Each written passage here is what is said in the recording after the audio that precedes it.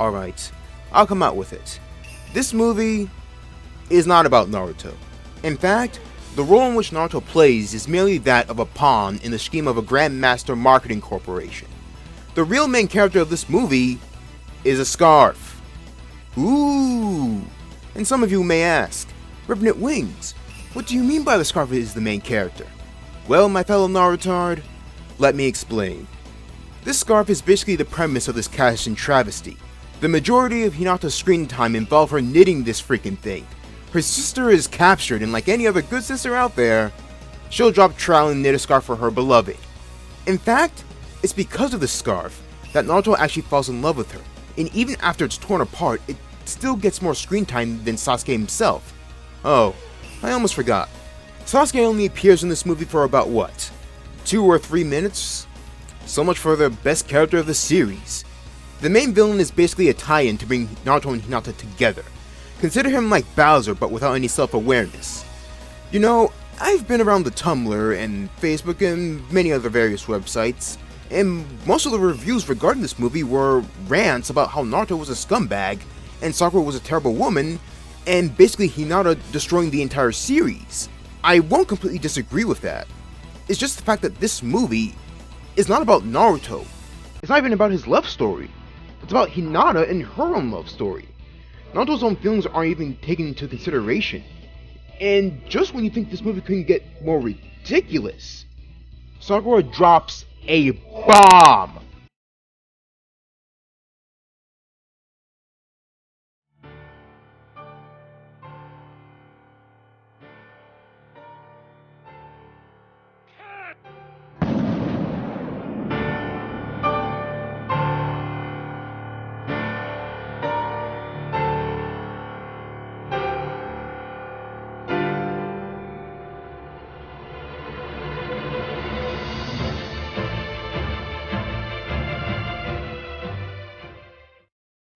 Goodbye, Naruto's development.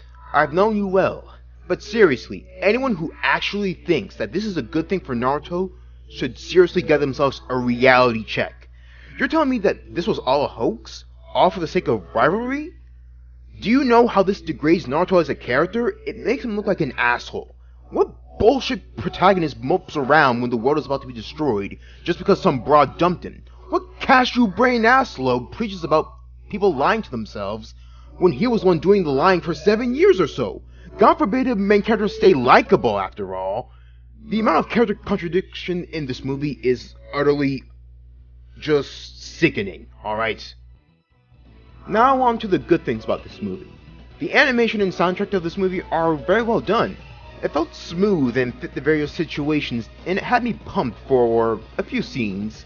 Not only that, this movie also awoken the hidden Naruhina fan inside me that I actually thought I killed over 2 years ago, because I found myself enjoying the cute and romantic interactions between Naruto and Hinata.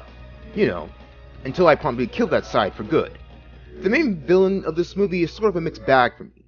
Knowing about the events involving the Hamura clan, the Sage of Six Paths, and their connection to the moon and Earth was pretty interesting. The best parts of this movie, without a doubt, was just about what happened to the Hamura clan, and the whole thing about that. Speaking of which, the fights in this movie were pretty solid. Namely, the fight between Naruto and the main villain. Combine that with good animations, and the fights were pretty good to look at. But you know what would be more fun to look at? Is a movie that doesn't eat. You know, we've been having some fun with this movie, branding it on more terms like The Last Bullshit, The Last Retcon, The Last Scarf, The Last Naruto-kun, The Last Abomination, and etc. But trust me guys, this is a movie that has fully earned all those titles accordingly.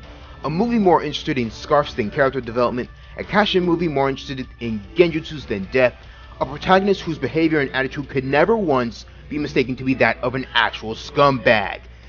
Flee from the shit piece, my fellow Revenants. Flee in absolute fear. This is Revenant Wings, and I'm signing out. Catch you guys next time.